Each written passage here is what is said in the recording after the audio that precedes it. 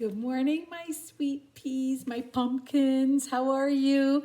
I miss you. We're still during COVID. It's in October 2020, and I have been going through books, and I actually going to start reading you some Christmas books. But before that, I found this book, Winnie the Pooh and the Blustery Day. And you know what? I bought this book when you guys were living in Maida Vale at the post office at your mall. So I think that's in Bassendean. I think the post office was in Bassendean. But anyways, I bought this there. I found this beautiful, beautiful book. It's even got a ribbon to keep it closed, and it's a beautiful soft cover. So I'm going to read this to you because this also was a favorite of Uncle Kenny's, Auntie Jossie's, and Papa's when they were little. And I used to read this, and there used to be a song that we used to sing, but thankfully for you, I can't remember the song.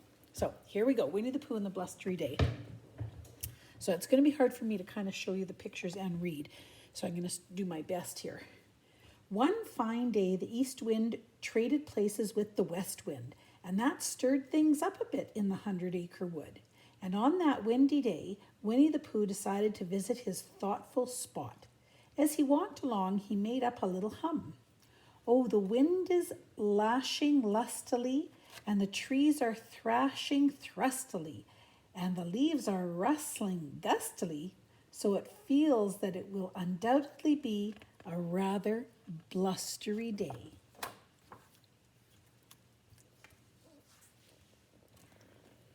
I'm just going to angle that a bit better. There we go. As soon as Pooh reached his thoughtful spot, he sat right down and tried to think of something. Think, think, think, think, think, Pooh mumbled to himself, but nothing came to mind. Think, think, think. Pooh tried again, putting one paw to his head as if to scratch any stray thoughts that might come wandering along. Suddenly, Gopher popped out of his gopher hole and said, "What's wrong, Sonny? Got yourself a headache?" "No," Pooh replied, "I was just thinking." "Is that so?" said Gopher. "Well, if I were you, I'd think about skedaddling out of here. It's Wednesday, you know." "Wednesday? Why, so it is," said Pooh. And then he finally had a thought, and it was a good one at that. "I think I shall go wish everyone a happy Wednesday," Pooh announced. "And I shall begin with my very dear friend Piglet." Piglet lived in the middle of the forest in a grand house, and on this blustery day he was sweeping the fallen leaves away from his front door.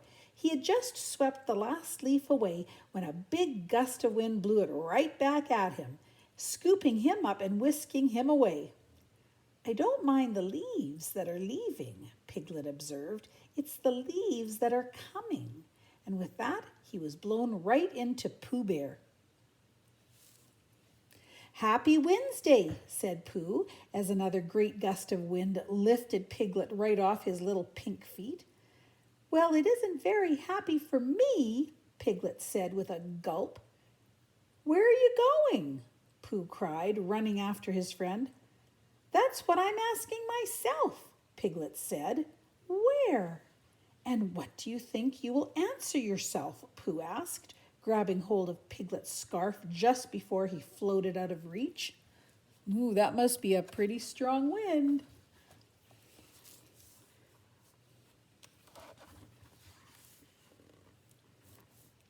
"Oh, Pooh, I'm unraveling," Piglet cried.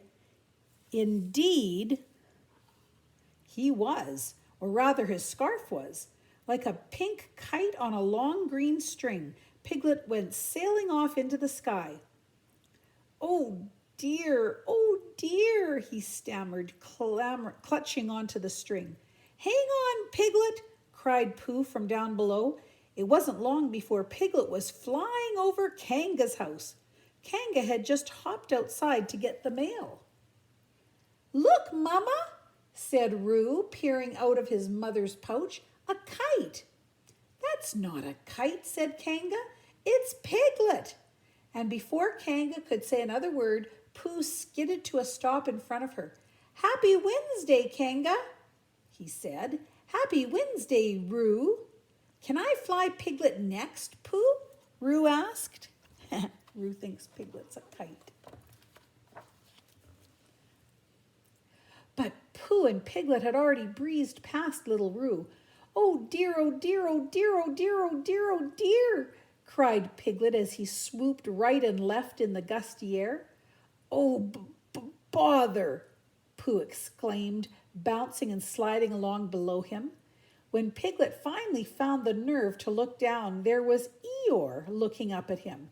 Eeyore was busy repairing his house which the wind had blown to pieces. He had just put the last stick back in place when Pooh came crashing through. Happy Wednesday, Eeyore, said Pooh. Then he went zipping off again, holding on to the remains of Piglet's scarf. Thanks for noticing me, said Eeyore. Look at Eeyore's got a pretty pink bow in his tail. Not far from Eeyore's house was Rabbit's garden. Oh, what a refreshing day for harvesting, Rabbit said aloud as he pulled up a large orange carrot. Looking up, he suddenly saw Pooh coming towards him at top speed. Oh, no, shouted Rabbit, waving his arms frantically. Happy Wednesday, Pooh called, kicking up a whole row of carrots. Oh, yes, Rabbit chuckled as the juicy ripe carrots fell smack into his wheelbarrow. Stronger and stronger the west wind blew, and before long Piglet found himself blown right up against Owl's window. Owl was woken from a peaceful snooze by the loud crash. Who? He said, opening his big round eyes. Who is that? It's me, Piglet said. Please let me in. Well, I say now, Owl said, his eyes rounder than ever. Someone has pasted Piglet on my window. Do you think he's going to let him in his house? Oh, he did, thank goodness. Just then, Pooh's face appeared beside Piglet's, and Owl invited them both in. Soon Pooh and Piglet were comfortably seated in Owl's cozy living room. Am I correct in assuming that it's a rather blustery day? Oh, yes, that reminds me. Happy Wednesday, Owl, said Pooh, hungrily eyeing a big honey pot in front of him on the table. Wednesday? Owl hooted as the wind whistled through his house. My good fellow, I wouldn't go so far as to call it Wednesday. Just a mild zephyr. Zephyr? That must be a mild wind, I guess. Excuse me, Owl, but is there any honey in that pot? Pooh shouted over the howling wind. Oh, yes, of course, Owl said. Help yourself.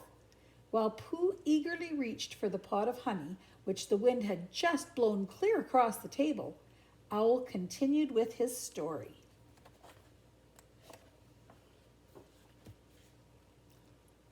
As I was saying, this is just a mild zephyr compared to the big wind of 67. Or was it 76? Owl muttered, scratching his head. Oh, well, no matter. I remember the big blow well. It was the year my Aunt Clara went to visit her cousin. Now, her cousin was not only gifted on the glockenspiel, and with the wild wind roaring through his house, Owl proceeded to tell his friends all about his Aunt Clara's cousin. He didn't seem to notice when the teacups clattered to the floor, and he barely paused when the wind swept Piglet right out the door and back in again.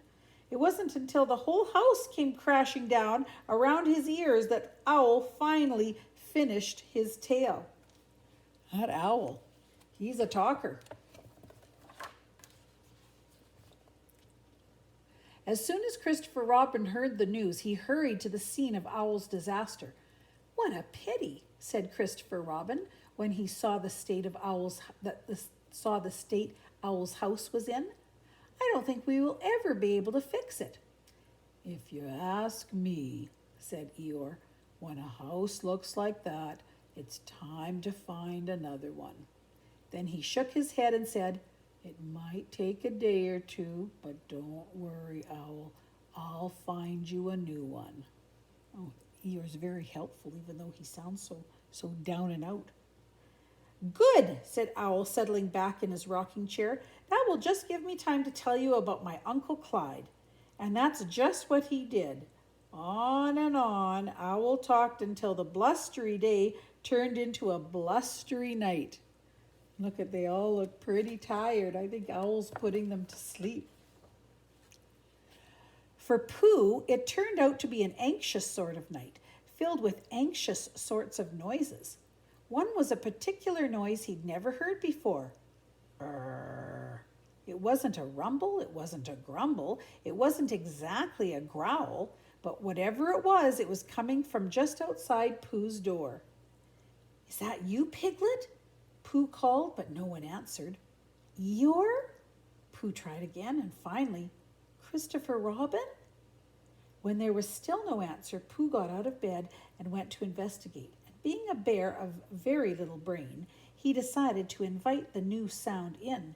Hello, he said, flinging the front door wide open. Oh, it's Tigger! Suddenly, a big bouncy creature bounded in and knocked Pooh flat on his back. Hello, the creature said from atop Pooh's chest. I'm Tigger. Oh, Pooh replied, looking up into Tigger's smiling face. You scared me. Sure I did, Tigger said good-naturedly. Everyone's scared of Tiggers. Who are you? I'm Pooh, said Pooh. Oh, what's a Pooh? Tigger asked. You're sitting on one, Pooh informed him. And with no further ado, Tigger climbed off Pooh, stuck out his paw, and said, Glad to meet ya. Tigger's my name. T-I-double-ger-er. That spells T-I-double-g-er. That spells Tigger. But what's a Tigger? Pooh asked, plainly puzzled. Without a pause, Tigger proudly replied, The wonderful thing about Tiggers is Tiggers are wonderful things. Their tops are made out of rubber and their bottoms are made out of springs. They're bouncy, trouncy, flouncy, pouncy, fun, fun, fun, fun, fun. But the most wonderful thing about Tiggers is that I'm the only one. And to prove his point, Tigger bounced around the room on his springy tail, repeating, I'm the only one. I'm the only one. If you're the only one, what's that over there? Pooh asked, pointing at Tigger's reflection in the mirror. What a strange-looking creature, said Tigger. Look at the beady little eyes. Preposterous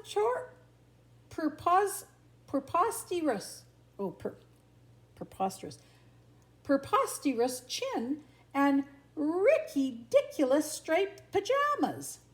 Pooh nodded, and then he said, Looks like another Tigger to me. Tigger wants to be the only Tigger. Tigger decided to change the subject. Oh, well, did I say I was hungry? I don't think so, said Pooh. Well, then I'll say it, said Tigger. I'm hungry. Not for honey, I hope, Pooh said, casting a worried glance at his honey pot. Oh, boy, honey, Tigger cried. That's what Tiggers like best.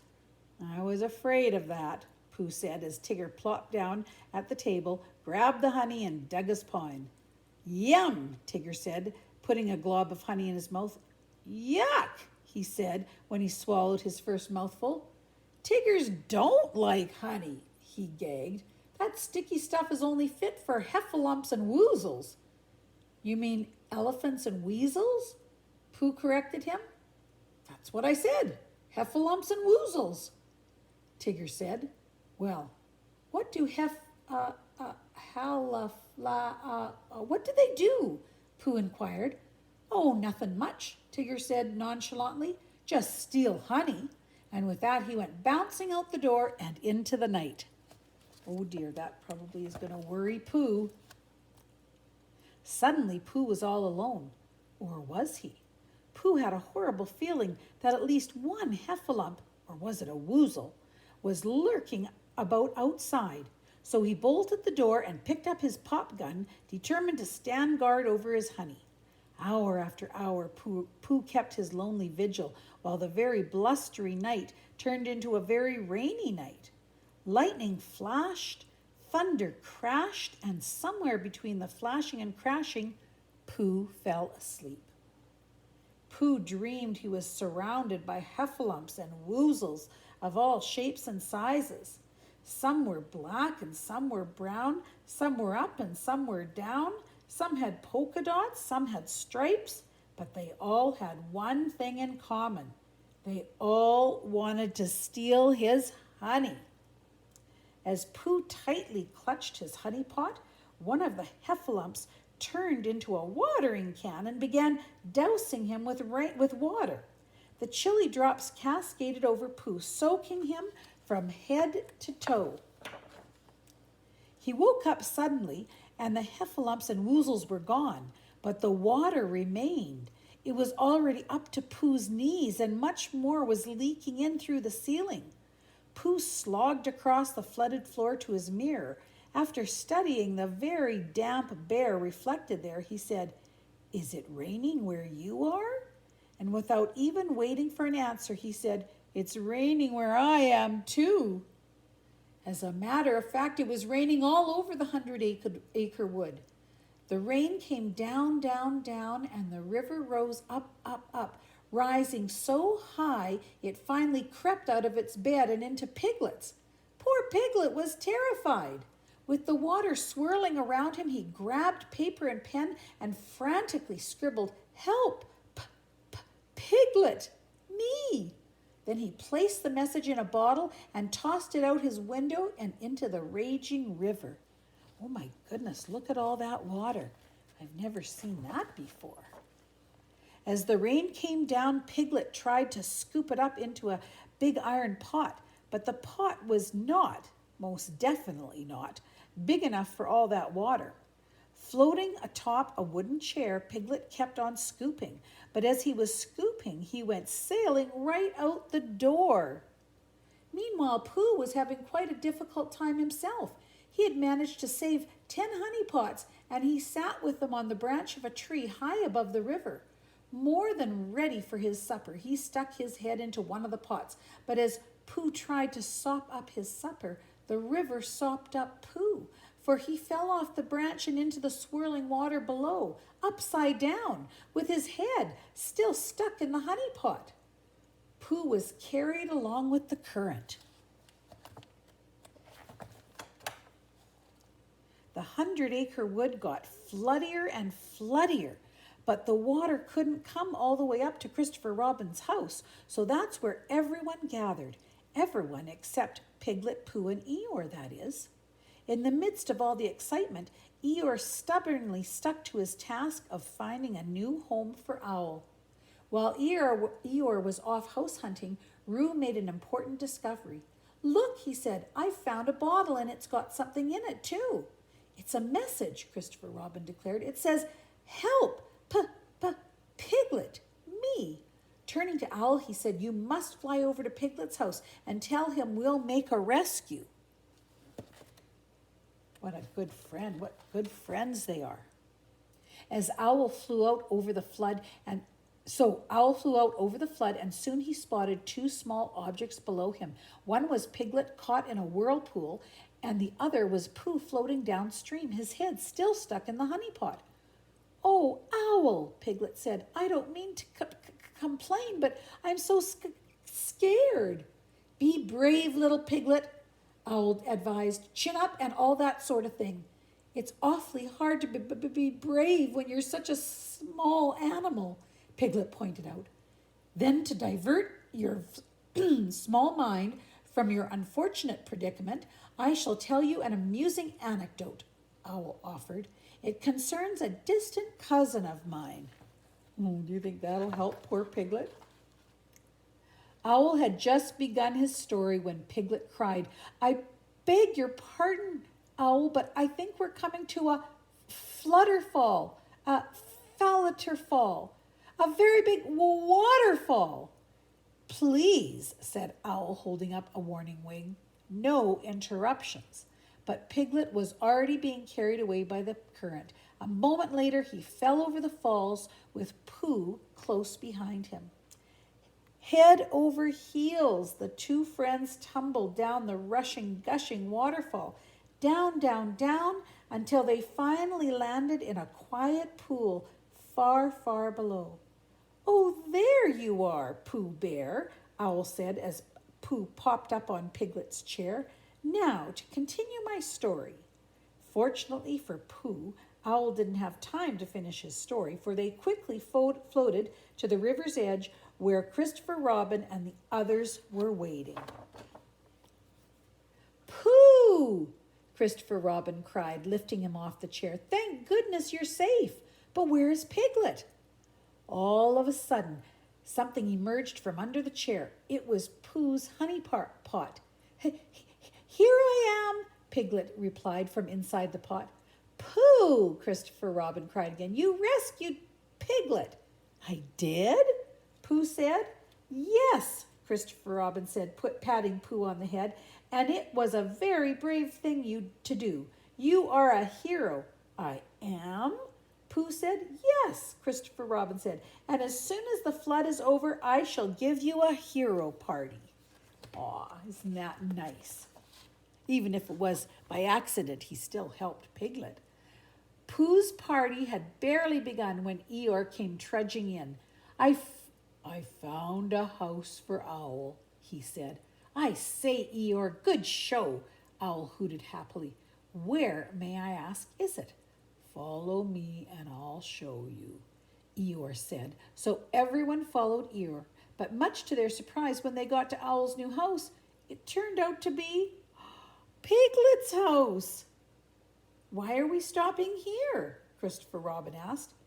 This is Owl's new house, Eeyore said proudly. What do you think of it? There was a long moment of silence. Then Christopher Robin said, It's a nice house, Eeyore, but... And Kanga said, It's a lovely house, but... It's the best house in the whole world, Piglet sighed, his eyes full of tears. Tell them it's your house, Piglet, Pooh whispered. But Piglet didn't have the heart to disappoint Owl. No, he said, this house belongs to our good friend Owl. But Piglet, Rabbit said, where will you live? Well, Piglet said, I guess I shall live with me, Pooh broke in, taking Piglet's hand in his. You shall live with me, won't you, Piglet? With you? Piglet said, wiping a tear from his eye. Oh, thank you, Pooh Bear. Of course I will. Piglet, that was a very grand thing to do, Christopher Robin said, taking Piglet's other hand. A heroic thing, Rabbit chimed in. And that's when Pooh had his second good thought in 2 days. Christopher Robin, he asked, can we make a one-hero party into a two-hero party? Of course we can, silly old bear, said Christopher Robin. And so they did. Pooh was a hero for saving Piglet, and Piglet was a hero for giving Owl his grand home in the beech tree. To celebrate these deeds of bravery and generosity, everyone gathered around the heroes, shouting, hip hip hooray for Piglet and the Pooh. Then Pooh and Piglet were scooped up in a blanket and tossed high, high, high in the clear blue sky. That was a good story, wasn't it? The story about Pooh Bear and Piglet and his friends and Christopher Robin. There's a song of the 100-Acre Wood that I bet you Papa can sing to you. And I might try to remember it, and I'll sing it to you another time, okay? I love you. I miss you. Be good for Papa and Daddy.